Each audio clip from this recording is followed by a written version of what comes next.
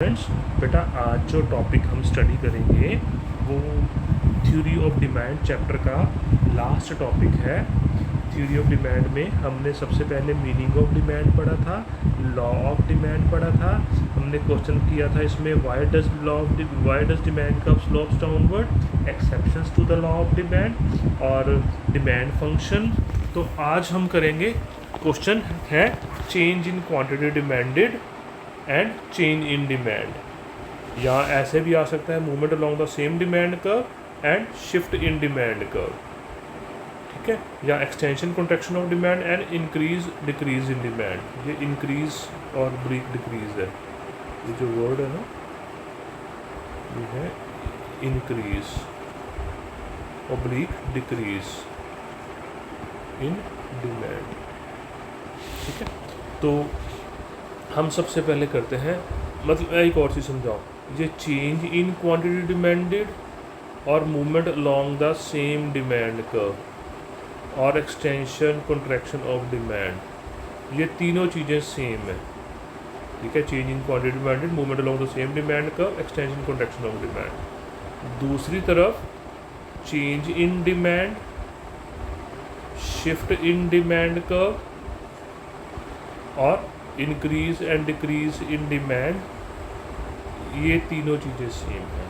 तो पहले हम कर रहे हैं चेंज इन क्वांटिटी डिमांडेड या movement along the same demand curve या extension and contraction of demand. Change in quantity demanded और चेंज इन डिमांड में फ़र्क क्या है बेटा, मैं पहले आपको सिंपल बता देता हूँ फिर आगे चलते हैं। हमने डिमांड फंक्शन किया था ना, उसमें देखा था कि किसी भी वस्तु की मांग को बहुत सारे फैक्टर जो है वो प्रभावित करते हैं। प्राइस और related commodity, income, taste, preferences, expectation etcetera, ठीक है।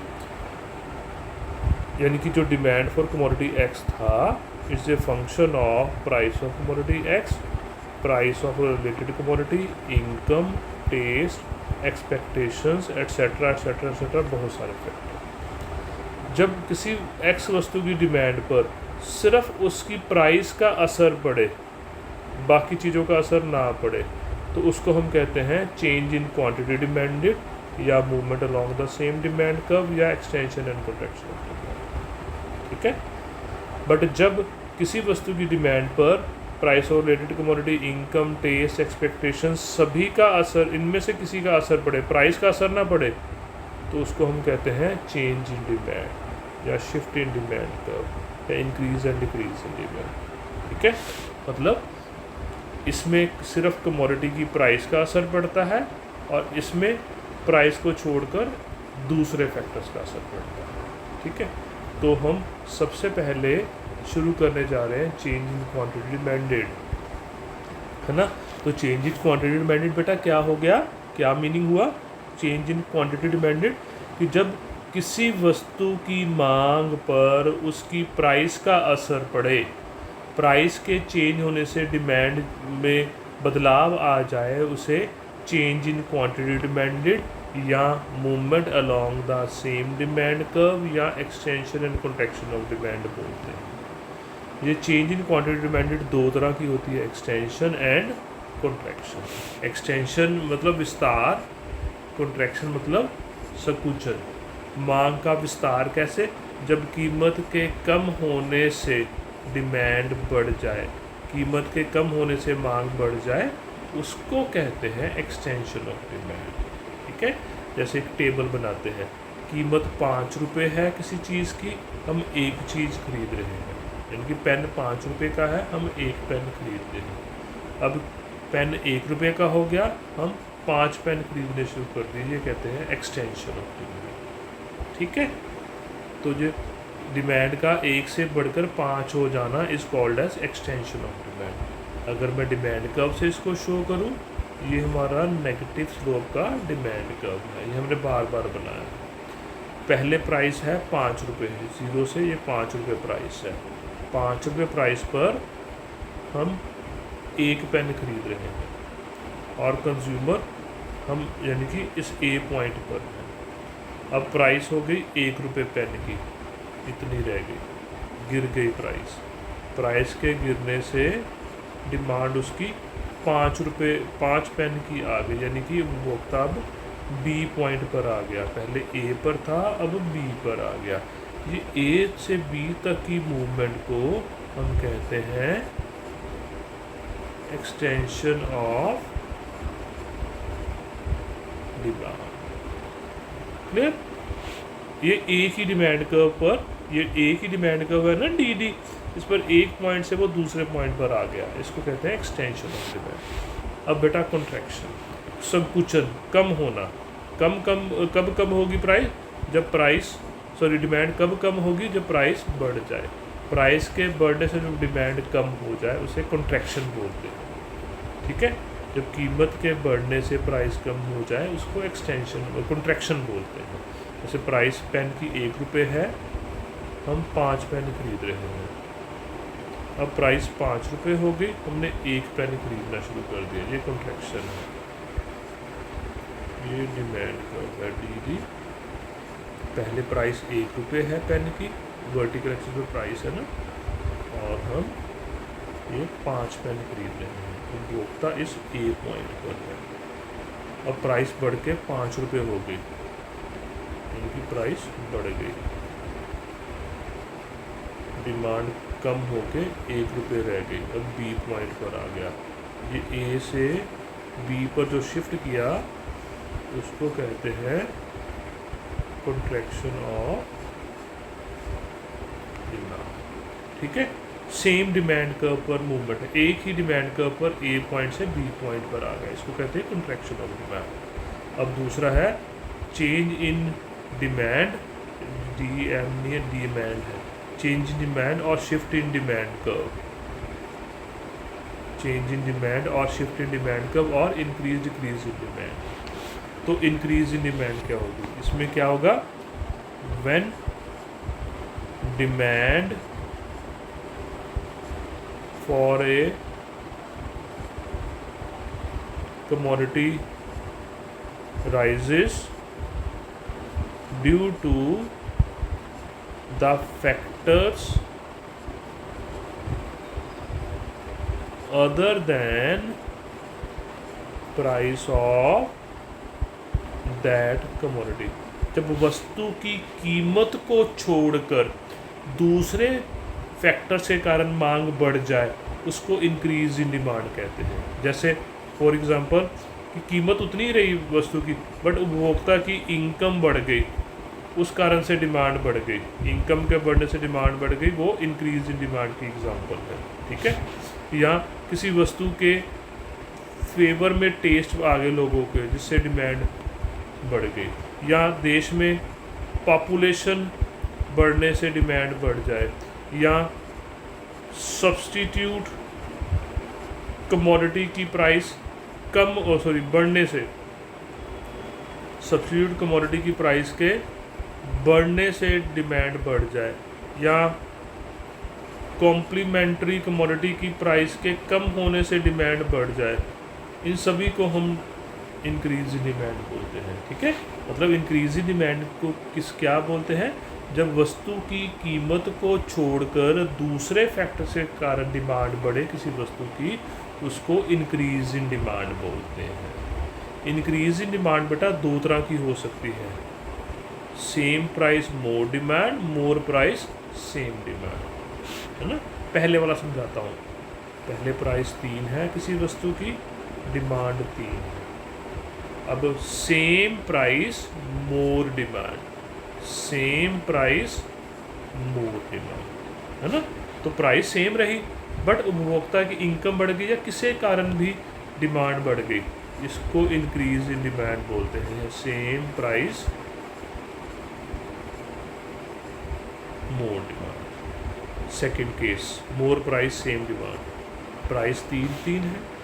अब मोर प्राइस सेम डिमांड, ये भी इंक्रीज इन डिमांड है। मोर price same demand, price more same demand. ये हाइपोथेटिकल फिगर्स लिए बेटा सर, मतलब अपने मन से ही फिगर लिए, आप कोई और भी ले सकते हो। अब कीमत, इसको ये तो होगी ना इंक्रीज इन डिमांड, कीमत उतनी रही मांग बढ़ गई, इसको इंक्रीज इन डिमांड कहेंगे। इसको क्यों कहते हैं? क्योंकि देखो प्राइस बढ़ी, प्राइस के बढ़ने से डिमांड कम होनी चाहिए पर डिमांड कम नहीं हुई, इट मीन्स एक तरह से ये इंक्रीज इन डिमांड है। ठीक है, अब इसका एक डायग्राम से शो करते हैं। ये डायग्राम मैंने बनाई, प्राइस और डिमांड है। प्राइस पहले 5 तक ले लेते हैं, पिछली एग्जांपल्स में हमने 5 ली थी लॉ ऑफ डिमांड में, तो वही वाली एग्जांपल से लेते हैं। ये हमारा डिमांड कर्व है नेगेटिव स्लोप का, स्केल के साथ स्ट्रेट लाइन बनाते हैं। तो वैसे ही डायग्राम, इसको वर्टिकल एक्सिस से सभी को ज्वाइन कर दो बेटा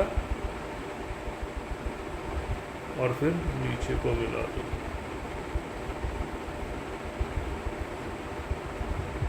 एक, दो, तीन, चार, पाँच।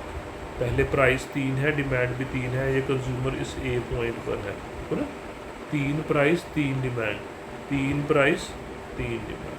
अगला देखो, 3 प्राइस 4 डिमांड, 3 प्राइस 4 डिमांड, इन दोनों को ज्वाइन करना है, 3 प्राइस और 4 डिमांड को, प्राइस 3 डिमांड 4। ये वाला पॉइंट आ गया बी पॉइंट। अब यहाँ पर 4 और 3, 4 प्राइस 3 डिमांड, ये वाला पॉइंट आ गया सी, बी और सी। इन बी और सी पॉइंट्स को ज्वाइन कर दो बच्चे, ये स्ट्रेट लाइन से डी डैश और इसको आगे तक भी ले जाते हैं। तो ये डी डैश हमारा कर्व बन गया, ये ऊपर की ओर शिफ्ट हो गया।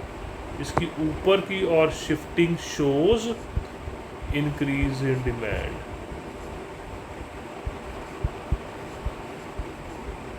This is increase in demand, movement shift in demand curve. ठीक है, ये हमने इंक्रीज इन डिमांड का कर लिया। अब हम करते हैं डिक्रीज इन डिमांड बच्चे। डिक्रीज इन डिमांड, जब वस्तु की कीमत को छोड़कर दूसरे फैक्टर्स के कारण किसी वस्तु की, उस वस्तु की डिमांड कम हो जाए, जैसे कि इनकम के कम होने से डिमांड कम हो जाए, फैशन के या टेस्ट के चेंज होने से उस वस्तु की डिमांड कम हो जाए, देश में पॉपुलेशन के कम होने से जब डिमांड कम हो जाए, या सब्स्टिट्यूट कमोडिटी की प्राइस के कम होने से डिमांड कम हो जाए।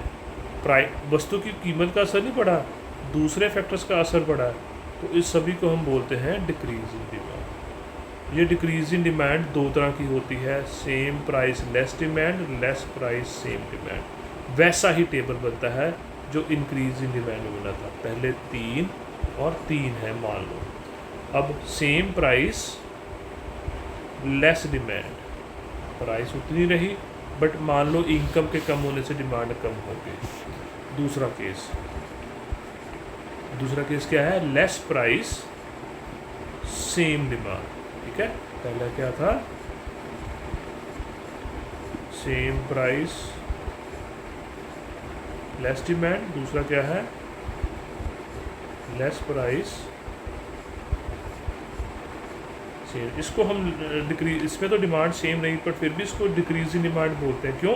क्योंकि प्राइस कम हुई, प्राइस के कम होने से डिमांड बढ़नी चाहिए थी पर बढ़ी नहीं, उतनी रेट मीन्स एक तरह से डिक्रीज इन डिमांड है। इसका भी डायग्राम बेटा, वर्टिकल एक्सिस पे प्राइस लिया, हॉरिजॉन्टल एक्सिस पे हमने डिमांड लिया। प्राइस के 5 पॉइंट्स 1 2 3 4 5। पहले हम एक एक्सिस पर पॉइंट्स बनाते हैं, फिर नेगेटिव स्लोप का डिमांड कर्व बनाते हैं, जैसे हम सारे डायग्राम्स बना रहे हैं वैसे ही। फिर इन पॉइंट्स को वर्टिकल एक्सिस से ज्वाइन करवा देते हैं, तो इसे कर्व के साथ ज्वाइन करवा के हॉरिजॉन्टल एक्सिस पे इन पॉइंट्स को नीचे ले आते हैं।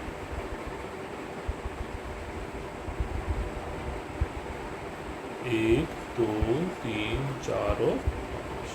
ठीक है, पहले ये 3 वाला पॉइंट यहाँ शो करते हैं।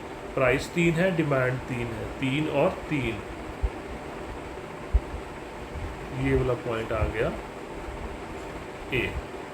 अब 3 और 2, प्राइस 3 डिमांड 2, ये वाला पॉइंट आ गया बेटा अब बी।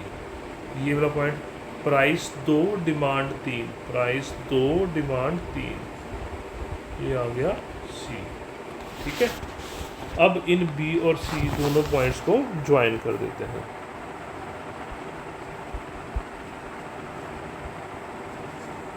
ये पॉइंट आ गया डी डैश, डी डैश, ये नीचे की ओर झुका हुआ है, नीचे शिफ्ट कर गया ये।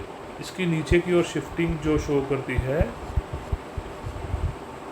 Decrease in demand. ठीक है, अब ये भी क्लियर होगा ना कि इंक्रीज डिक्रीज में दोनों में डिमांड कब शिफ्ट करता है। डिक्रीज में डिमांड कब नीचे शिफ्ट कर गया और इंक्रीज में डिमांड कब ऊपर शिफ्ट कर गया, इसीलिए इसको शिफ्ट इन डिमांड कब भी बोलते हैं। दूसरी तरफ एक्सटेंशन एंड कॉन्ट्रैक्शन में, ये देखो एक्सटेंशन एंड कॉन्ट्रैक्शन में डिमांड कब वही रहता है, इसलिए इसको movement along the same demand कब भी कहते हैं। ठीक है बच्चे, इसके साथ हमारा ये क्वेश्चन भी कंप्लीट है। ओके बेटा, take care, all the best, खूब पढ़ो, खूब मेहनत करो।